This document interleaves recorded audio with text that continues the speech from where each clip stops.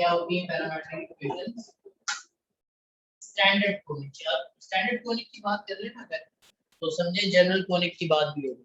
कैसे? अभी देखो,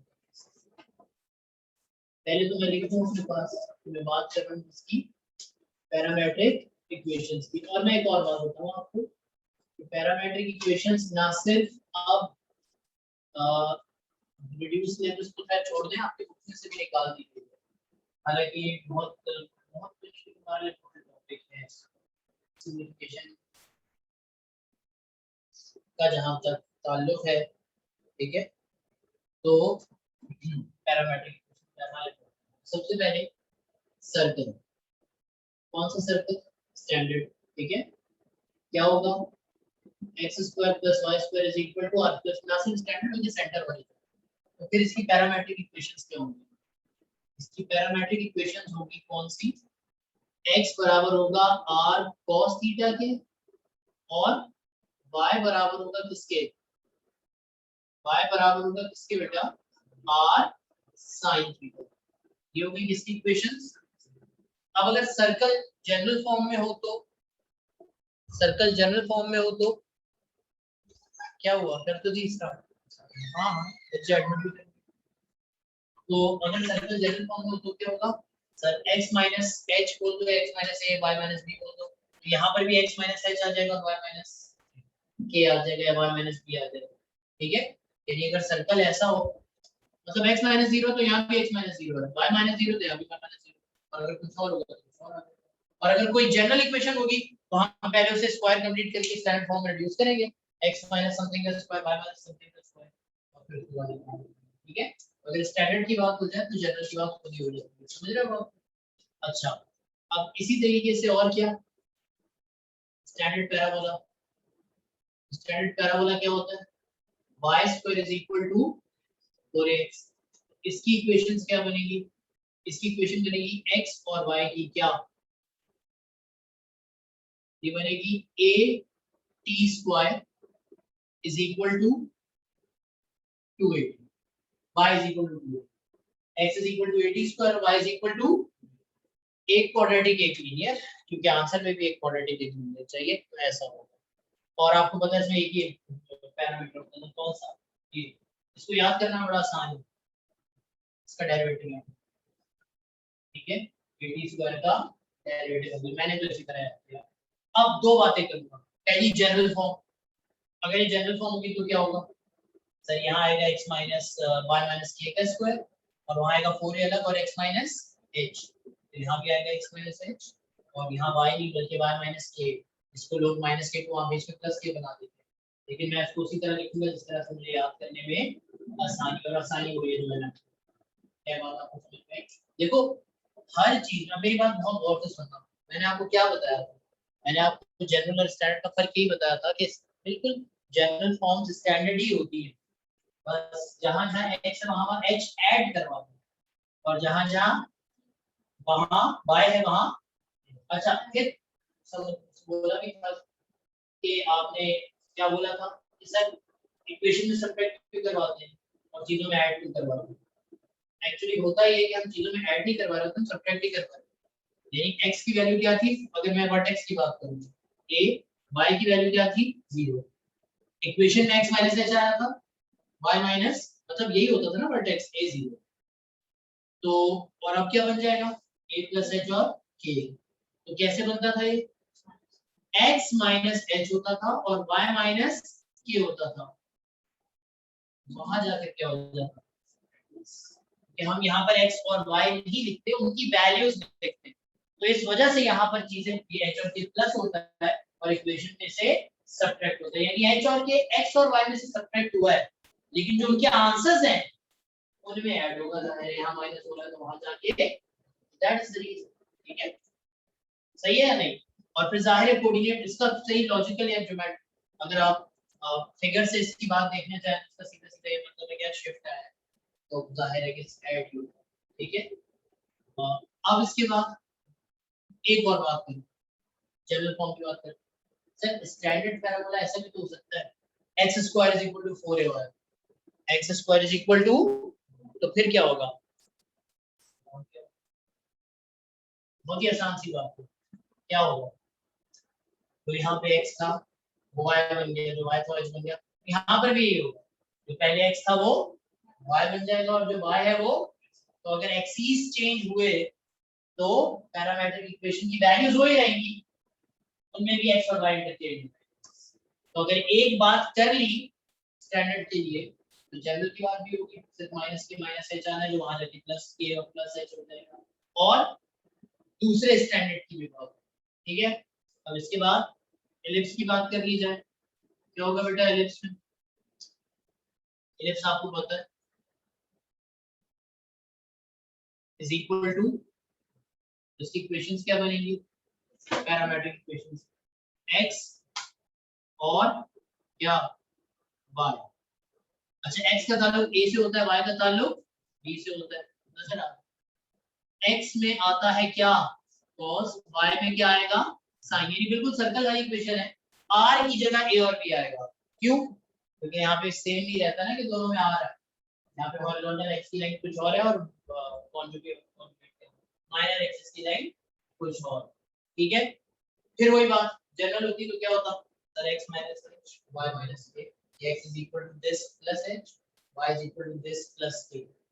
अगर दूसरा स्टैंडर्ड एलिप्स होता तो यानी y upon a square minus x upon a square plus x square upon b square is equal to, तो फिर क्या होता सर यहाँ y, क्योंकि y में अभी भी अपॉन b स्क्वायर आ रहा है तो यहाँ y होता, यहाँ क्या होता, ठीक है। अच्छा और इसके अलावा जो अगली बात हमने करनी है उसकी बात करनी है आखिरी, कौन सी आखिरी बात बेटा, जी हाइपरबोला स्टैंडर्ड कौन सा होता है, x square upon a square minus y square upon b square is equal to 1।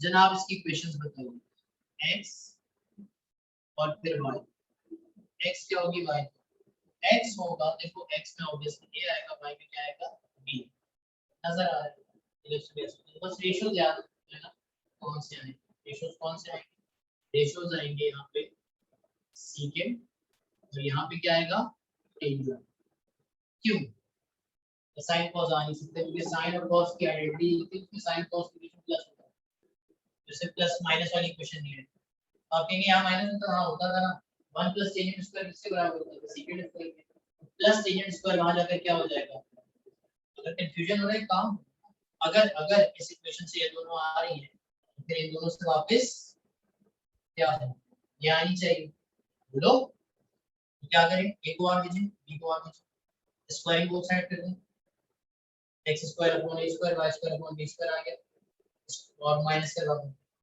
यहाँ पर ये चीज आ गई और वहां पे लग गई identity, secant square minus tangent square किसके बराबर होता है, बिल्कुल ऐसे ही, ये तो मैंने खुद भी करके बताया था, करके बताया था नहीं बताया, यहाँ पर इसमें से t की वैल्यू निकालो, उसमें पुट कर दो, t एलिमिनेट होगा, y पे स्क्वायर आएगा और y पे स्क्वायर चाहिए, बिल्कुल हो जाएगा काम आराम से, ठीक है, यही आंसर आएगा।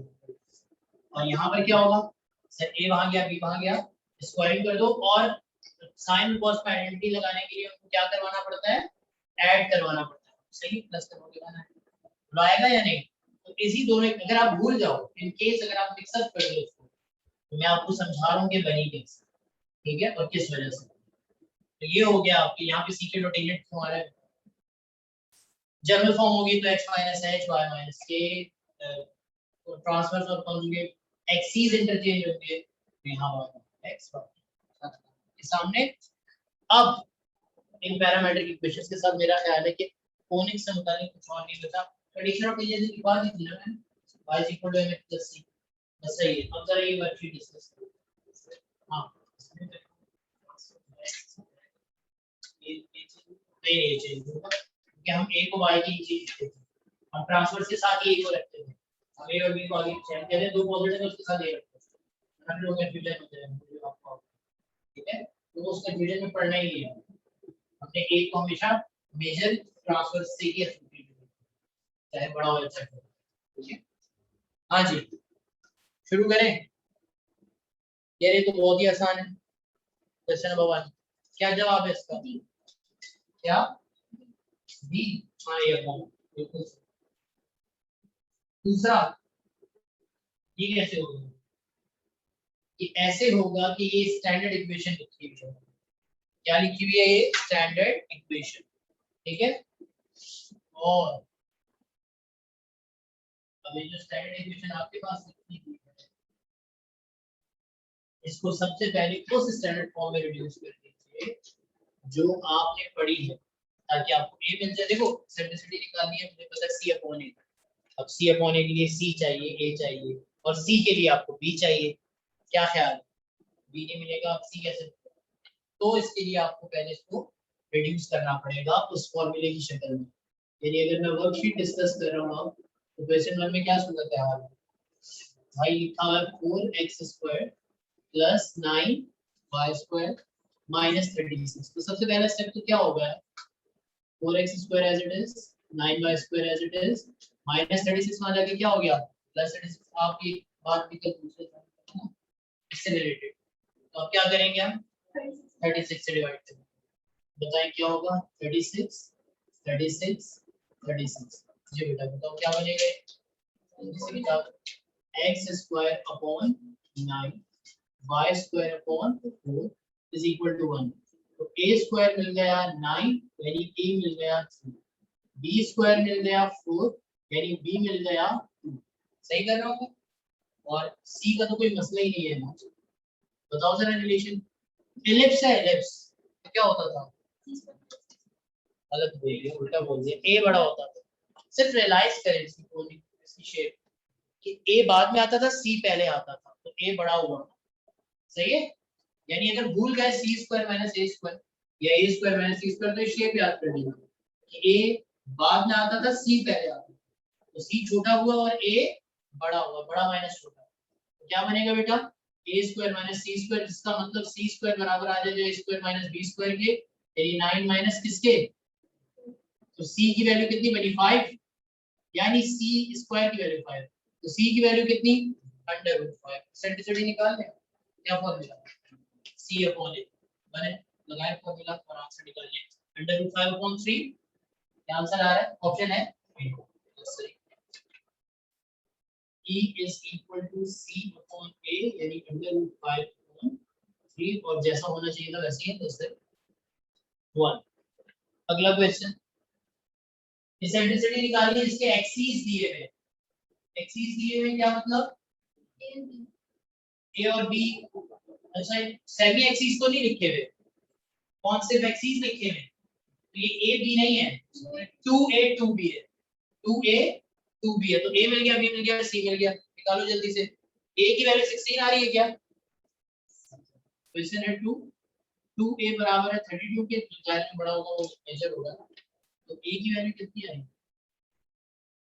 2b बराबर है किसके?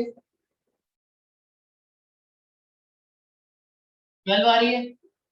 रिलेशन यूज कीजिए, c निकालिए। क्या relation? b² a² minus c²। a² का मतलब 16 प्लस 22 ये कितना बनता है? 16 प्लस 256। 256 में से बल्कि नहीं, एक वैल्यू को वैल्यू सही लिखिए, पहले मैं उसको अलग करूं तो मिलेगा c² a² माइनस b²।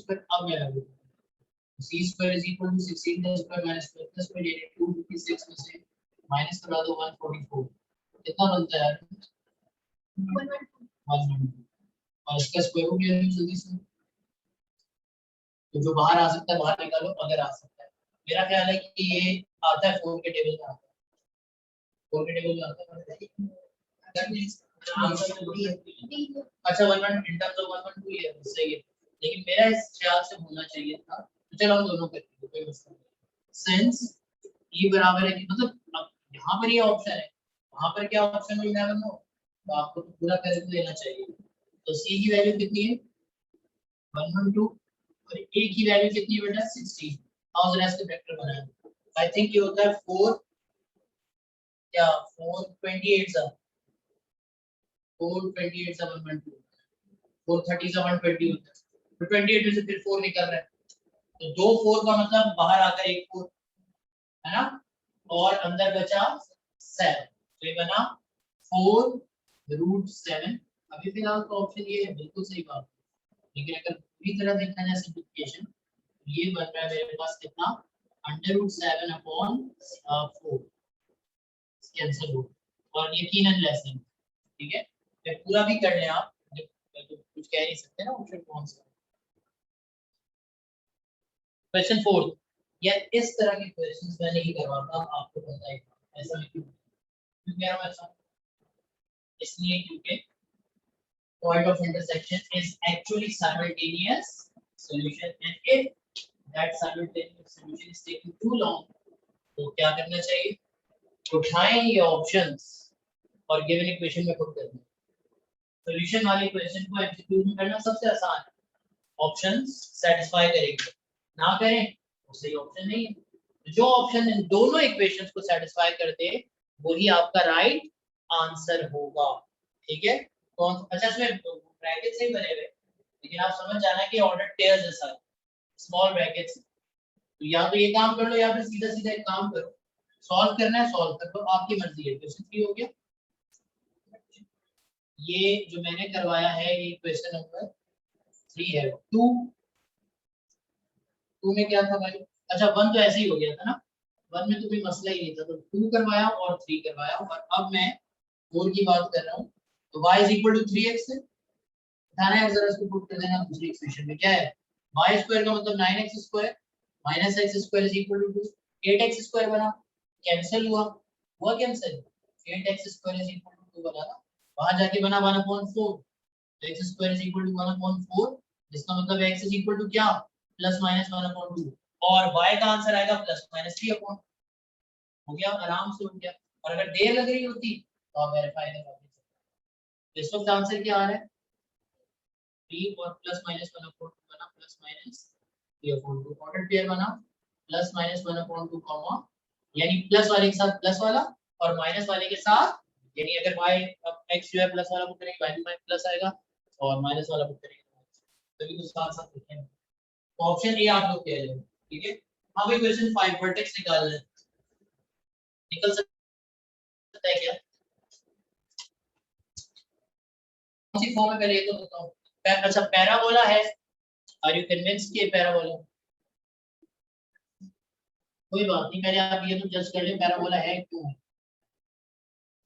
है एक लीनियर क्वाड्रेटिक, गुड, लेकिन जो क्वाड्रेटिक है वो लीनियर भी है, तो क्वाड्रेटिक है वो, तो इससे ये बात पता चली कि स्टैंडर्ड नहीं, ये जनरल फॉर्म, तो आप इसको जनरल फॉर्म में रिड्यूस करते हैं, और जब मैं इसको जनरल फॉर्म में रिड्यूस करूंगा तो क्या होगा, जनरल फॉर्म में रिड्यूस करने के बाद क्या बन जाएगा, क्वेश्चन नंबर कौन सा बेटा 5, जनरल फॉर्म में रिड्यूस होने के बाद क्या मिलेगा, y² = 4y - 4x, ये 4y वहां चला जाएगा, ये बनेगा y² - 4y, और वहां क्या लिखा हुआ है -4x। अब मैं ये चाहता हूं कि y का होल स्क्वायर कंप्लीट हो, y का होल, 4 का मतलब क्या होता है 2 to the 4, तो इसका मतलब क्या चीज मिसिंग है यहाँ पे सर, 2 का स्क्वायर, तो 2 का स्क्वायर यहाँ भी लिखा और 2 का स्क्वायर यहाँ भी लिखा, लिख दिया। अब यहाँ पे स्क्वायर कंप्लीट हो गया किसका, y - 2 का, और ये बन गया -4 कॉमन, तो अंदर क्या बचा x - 1, बोलो बेटा क्लियर है बात।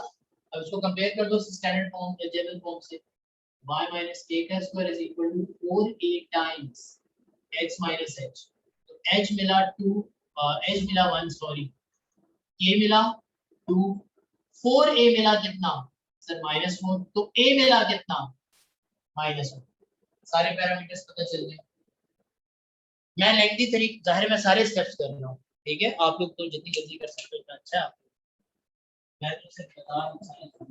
अच्छा अब बताओ कि इसका फोकस कहाँ होगा, पहले कौन होता था सर, x एक्सिस पर होता था तो a 0 होता था, अब जनरल फॉर्म है तो फोकस होगा क्या सर, फोकस होगा a + h और 0 + k, याद है a + h और 0 + k दोनों, a + h का क्या मतलब है -1 + 1, बोलो बेटा, और k का क्या मतलब है 2, तो फोकस क्या मिला 0,2, क्या मिला इसका फोकस आप लोगों को 0,2, ऑप्शन नहीं है यार इसमें, क्यों 1,2, कोई गलती तो नहीं की हम लोगों ने सर, अच्छा वर्टेक्स पूछो क्योंकि मैंने फोकस निकाला, ठीक है ठीक है, कोई मसला ही नहीं है, ये हमने क्या निकाला है फोकस, ठीक है। आए अब जरा वर्टेक्स निकालते हैं इसमें। तो वर्टेक्स में था सर, वर्टेक्स पहले 0 0 होता था, अब होगा h और k, इंतहाई आसान 1 2। ठीक है, हो गया काम। मैंने देखा नहीं, मैं फोकस नहीं कर। अच्छा भाई, ये क्वेश्चन समझने की जरूरत है। ऑक्सिलरी सर्कल इलिप्स का पढ़ाया, ऑक्सिलरी के नाम से पढ़ाया, सुन रहे हो मेरी बात? यहाँ पे ऑक्सिलरी का ऑपोजिट इंस्क्राइब्ड सर्कल है।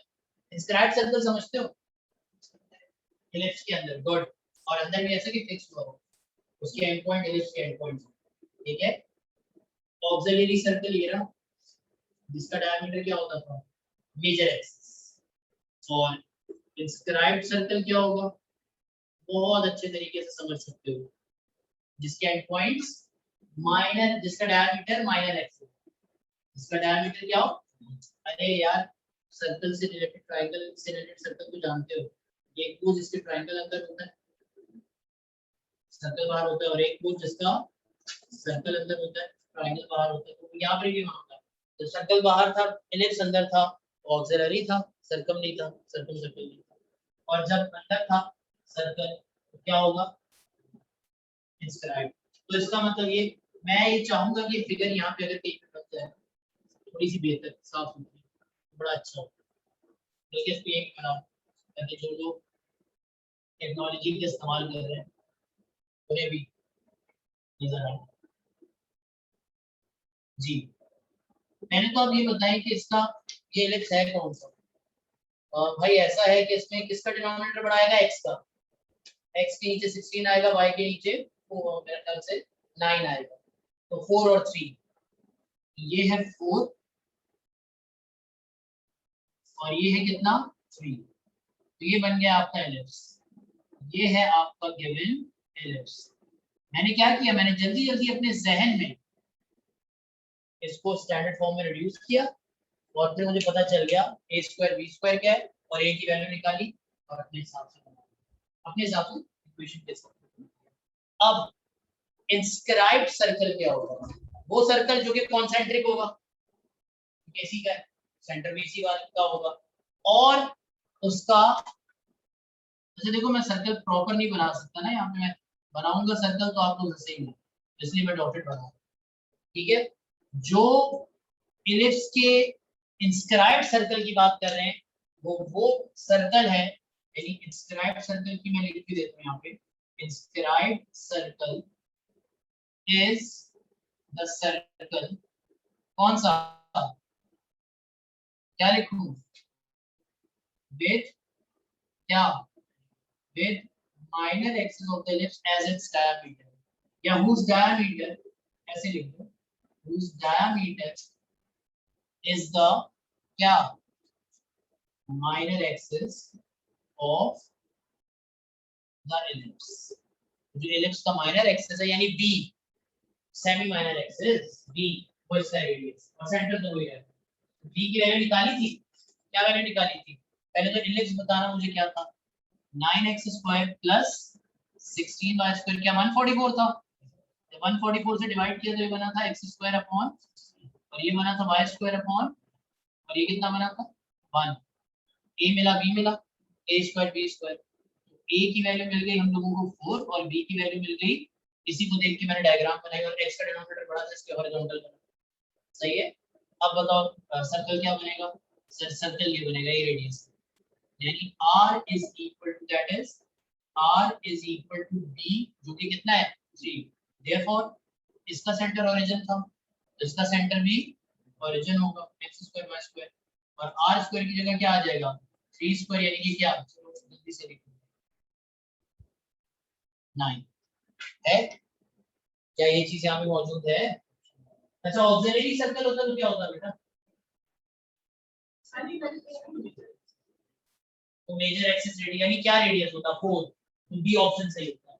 अगर ऑक्सिलरी, बी ऑप्शन के साथ लिख, बी ऑप्शन क्या है, और अभी तो हमारा ए ऑप्शन सही है नो डाउट, लेकिन जो बी ऑप्शन है ऐसे ही एक्स्ट्रा लिख रहा हूं मैं, ये बी ऑप्शन किसको रिप्रेजेंट कर रहा है, किसको रिप्रेजेंट कर रहा है बेटा, इसी इलिप्स का कौन सा सर्कल, ठीक है, चलो हो गया, 7 पर आ जाओ।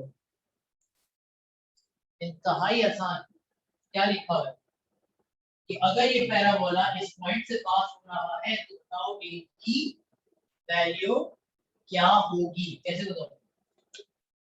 पॉइंट को इसकी इक्वेशन में पुट करेंगे, जो पॉइंट जिस कोनिक पे होता है, जो कोनिक इस पॉइंट से पास होता है, वो पॉइंट उसकी इक्वेशन को या उस कोनिक की इक्वेशन उस पॉइंट से सेटिस्फाई हो जाए। करवाओ सेटिस्फाई, आंसर निकालो जल्दी से करो। क्या आंसर है? यानी कि -4/3 लिख लिया, देख लिया, सब करके देख लो जल्दी जल्दी, कितनी देर लगेगी, मैं सिर्फ आंसर लिख रहा हूं। कौन सा 7 है? -4/3। ठीक है, वैल्यू पुट की आंसर निकालो। तो कोई आइडिया डिफरेंट आ रहा है?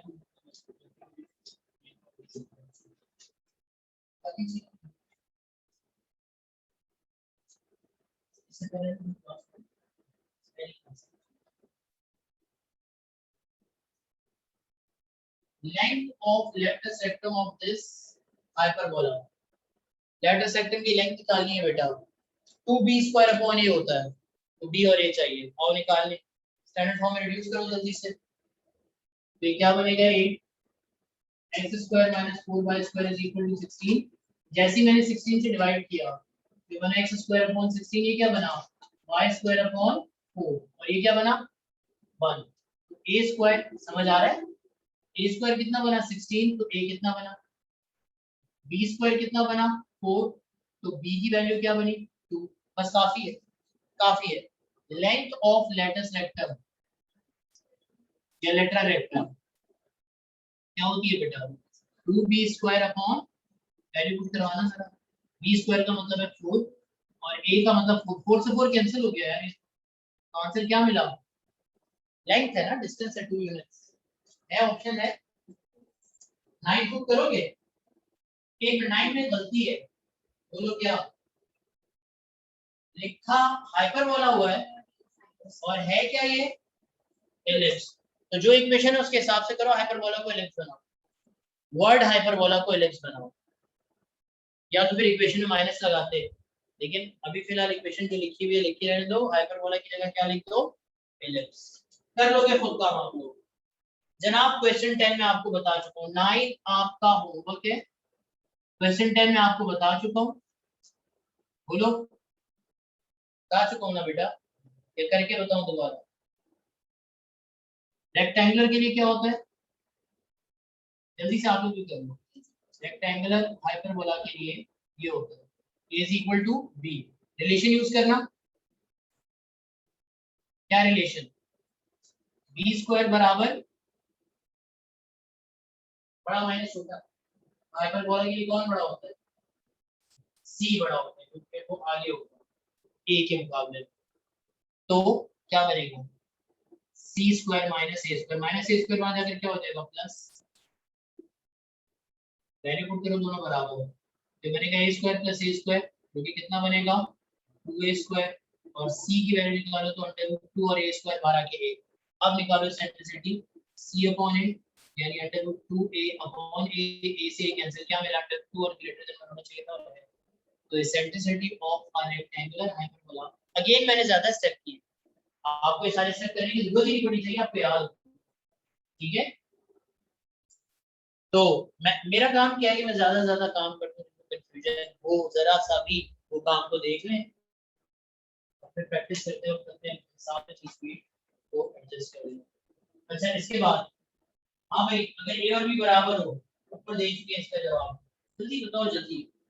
बस सही है, सही। और बोलो, 12 पे सर्कल बना रहे हो? 9 पे और 12 पे। वैसे 9 और 12 होगा क्या? वैसे 9 भी और क्वेश्चन 12 भी, क्योंकि दोनों में क्या काम है? सेम काम है जो मैं कर चुका हूँ, दोबारा नहीं करना चाहता। ठीक है, और बोलो अगला, इसका कॉन्जुगेट बताओ। या एक मिनट, ये किसका कॉन्जुगेट है? भाई ये जिसका कॉन्जुगेट है वो इसका कॉन्जुगेट होगा, क्योंकि दोनों एक दूसरे के कॉन्जुगेट होते हैं। मिसाल के तौर पे x का इनवर्स 1/x है, तो 1/x का इनवर्स x है, दोनों एक दूसरे के, तो कॉन्जुगेट की उसी तरह। चलो बताओ क्या होगा इसका कॉन्जुगेट? क्यों? a क्यों? वजह चाहिए, वजह। गिवन क्या है? गिवन हाइपरबोला क्या है भाई, स्टैंडर्ड, ये तो मैंने लिखवाया भी था भाई, तो कॉन्जुगेट क्या हो जाएगा,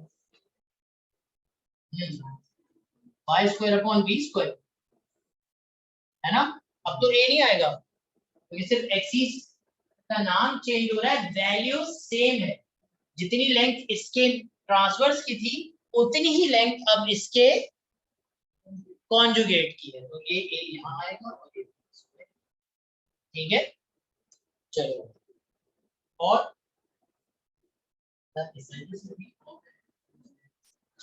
is equal to the half of its major axis, आसान था। लेटर सिस्टम क्या होती है, 2b स्क्वायर अपॉन a, सही है, देख रहे हो तुम लोग सब। अब बताओ किसके बराबर है, सेमी ट्रांसवर्स मेजर एक्सिस, यानी कि a के बराबर है, पूरा एक मेजर एक्सिस में तो हाफ a, सही लिख रहा हूँ, सॉल्व करना जरा, क्या बनेगा 2b square is equal to a square, ये आया मेरे पास रिलेशन। अब कुछ ऐसा करो कि आपके पास क्या आ जाए, सर किसी एक इंफॉर्मेशन को इस तरह से यूटिलाइज करो कि एसेंट्रिसिटी आ जाए।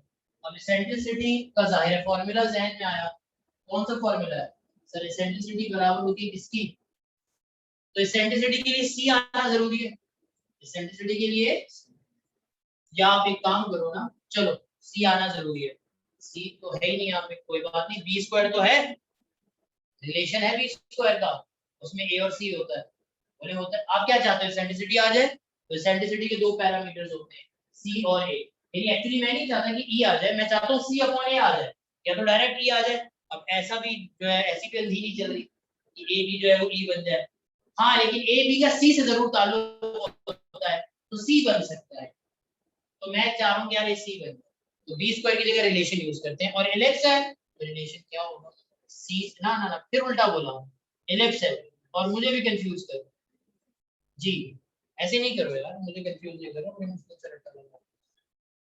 अब क्या होगा, ब्रैकेट ओपन, ए स्क्वायर वाली टर्म्स एक तरफ और बाकी सब कुछ एक तरफ, चलो जल्दी से बताओ क्या बनेगा, सर ये बनेगा 2a स्क्वायर, ये बनेगा -2c स्क्वायर, और ये माइनस प्लस a स्क्वायर वहां की माइनस a स्क्वायर होगा, यहाँ पे बचेगा 0, माइनस करवाएं, और फिर क्या होगा, a स्क्वायर में से a स्क्वायर गया तो क्या बचा, c स्क्वायर को वहां भेजूंगा, यहाँ पे बचेगा a स्क्वायर, तो ये बन जाएगा हमारे पास a स्क्वायर और वहां बचेगा माइनस, वहां जाकर हो जाएगा प्लस। अब आप वो काम करें जो एक्चुअली आपने करना है, वो लिखा है, वो लिखा है, क्या काम, सर मेक दिस इक्वेशन या the unknown c upon a, how are we going to do that, बहुत ही आसान, सर जरा एक काम करें कि a को वहां भेज दो c के पास, ताकि c अपॉन a आ जाए, हमें c की वैल्यू नहीं चाहिए, हमें a की नहीं चाहिए, हमें किसकी वैल्यू चाहिए, c अपॉन a की, तो आपने देखा b और a से तो कभी भी सेंट्रिसिटी नहीं आ सकती, तो मैं पहले b की जगह c लाया, अब जैसे सी आया तो मैंने कोशिश किया सी अपॉन ए बने, मैंने पहले ये वाली टर्म एक तरफ की, सी वाली टर्म एक तरफ की, अब मैं सी अपॉन ए बना, तो 2 यहाँ आ जाएगा, यहाँ के बनेगा 1/2, और ये सी अपॉन ए वहां जाएगा, है ना, बताओ ये क्या बना, सर ये बना ई का स्क्वायर बना 1/2, स्क्वायर रूट लिया, तो ई का आंसर क्या आया 1/√2, और आना भी चाहिए था क्योंकि इलिप्स की सेंट्रिसिटी लेस देन 1 होती है, जो इस बात की आपको तसल्ली दे रही है कि आपने काम सही किया, ठीक है ऑप्शन है क्या, गुड, आगे चलो, कौन सा क्वेश्चन था यार ये, नंबर लिखा है ना मैंने, सही है 15, जनाब equation of the circle whose diameter is the length of this parabola, ये जो पैराबोला गिवन है इसकी लेंथ लेटस रेक्टम की, यानी जो इसकी फोकल कॉर्ड है वो उस सर्कल की सेंट्रल कॉर्ड है, सेंट्रल कॉर्ड जो कॉर्ड सेंटर से पास हो डायमीटर होती है, तो समझ में आई बात, दो बातें पता चल गई, लेटस की रेक्टम की लेंथ का जो आधा होगा वो मतलब लेटस रेक्टम का डाया है, तो लेटस रेक्टम की लेंथ मतलब डायमीटर की लेंथ, डायमीटर की लेंथ को आधा करो तो रेडियस मिल जाता है, तो रेडियस मिल गया 8, रेडियस क्या मिल गया क्यों, लेटस रेक्टम की लेंथ कितनी है x square, x square is equal to, अब आप लोग बोलोगे a नेगेटिव है, हाँ है, क्यों नहीं, पहले तो आप मुझे बताओ ना ये क्या लिखिए, ये लिखिए क्वेश्चन नंबर 15 है ना ये, y square is equal y square x square is equal to -16। तो इसका मतलब ये कंपेयर होगा किससे, स्टैंडर्ड फॉर्म से, मगर दूसरी वाली वर्टिकल पैराबोला। और वर्टिकल भी कौन सा, कप डाउन वाला। क्यों कप डाउन वाला, क्यों है ये स्टैंडर्ड फॉर्म, क्योंकि सिर्फ y स्क्वायर और x वाली टर्म, लेकिन यानी वर्टेक्स ओरिजिन है और एक्सिस अलोंग y एक्सिस, ठीक है। तो ये बना x square is equal to 4ay। तो 4a की वैल्यू मिली -16, तो a की वैल्यू कितनी मिली जल्दी से बताओ, तो -4। ठीक है, अब जरा जल्दी से लेटेस्ट रेक्टेंगल की लेंथ बताओ।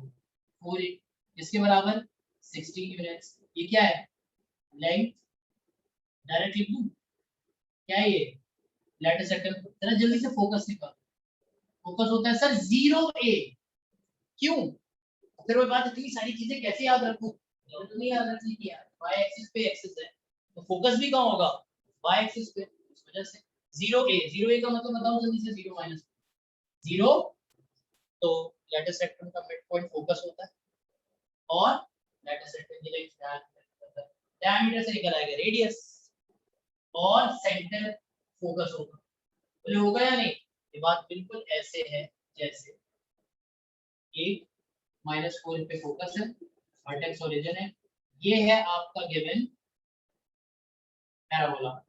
और 16 है तो ये 8 1 2 3 4 5 6 7 और यहाँ पर 8 है मिसाल के तौर पर, ठीक है। और ये माइनस ये 8 है और यहाँ पर क्या मौजूद है, 8 माइनस, ठीक है।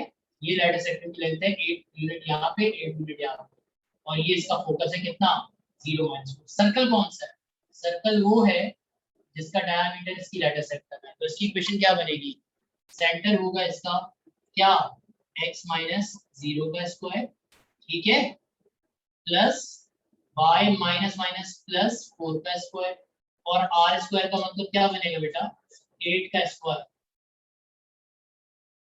लेटेस्ट रेक्टेंगल का आधा क्या है, a नहीं है, लेटेस्ट रेक्टेंगल का आधा क्या है, ये 8 इसलिए तो लिखा है ताकि रेडियस 8 और 8 16 थी लेटेस्ट रेक्टेंगल, उसका आधा कितना हुआ 8, तो रेडियस कितना हुआ 8, रेडियस कितना हुआ 8, तो रेडियस है 8 यूनिट्स, तो यहाँ 8 का स्क्वायर आया। चलो अब सिंपलीफाई करते हैं, बनेगा x स्क्वायर बनेगा y square plus 8y plus 16 और ये कितना बनेगा 64।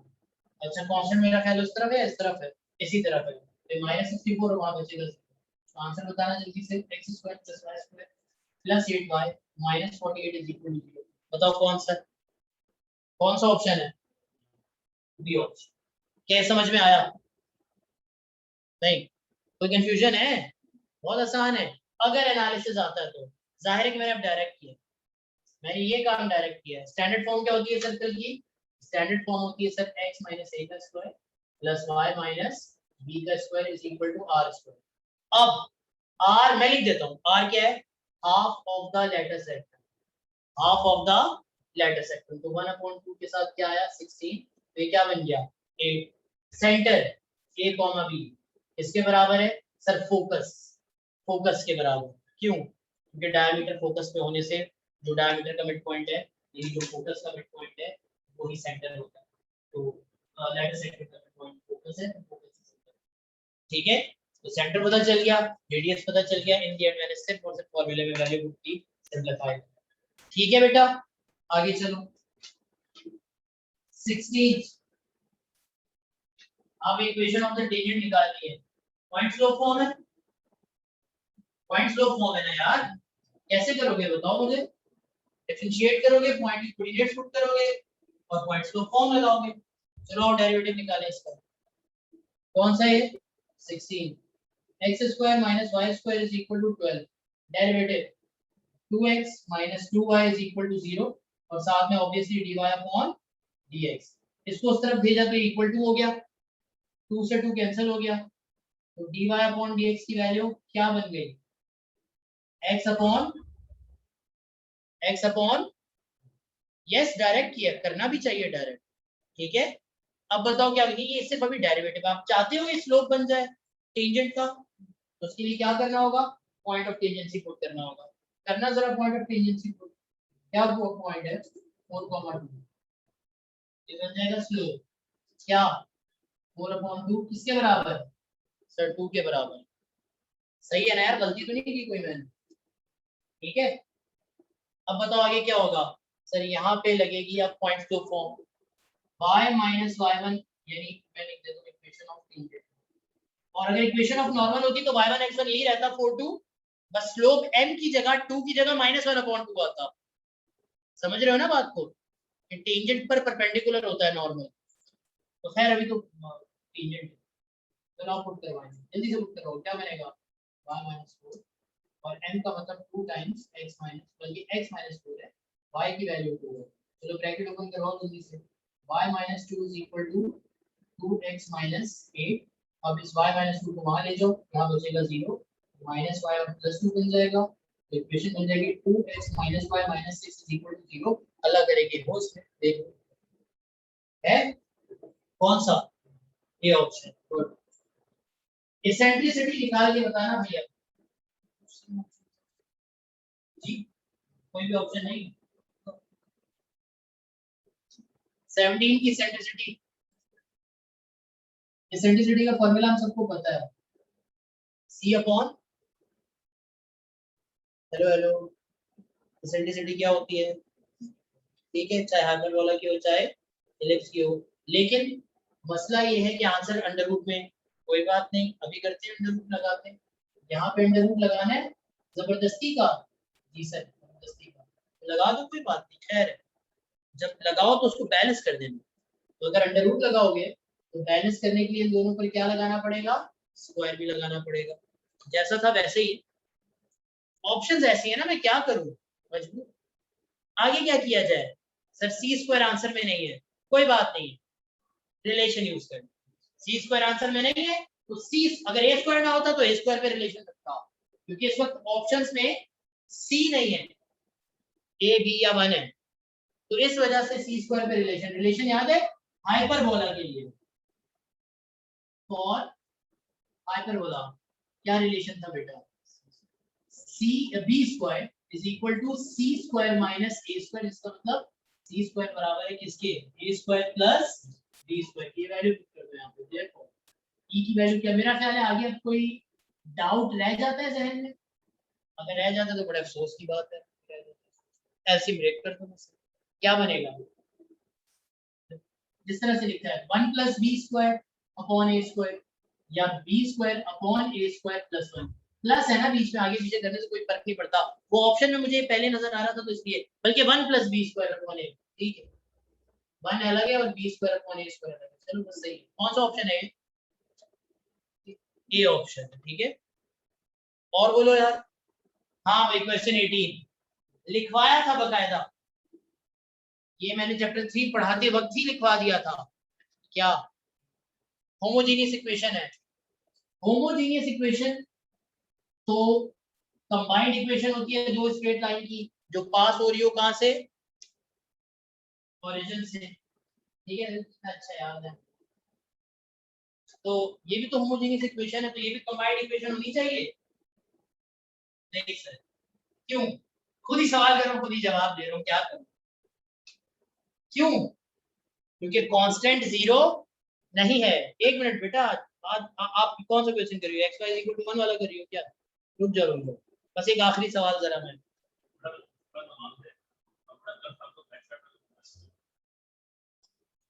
शायद इसी चलता होगा।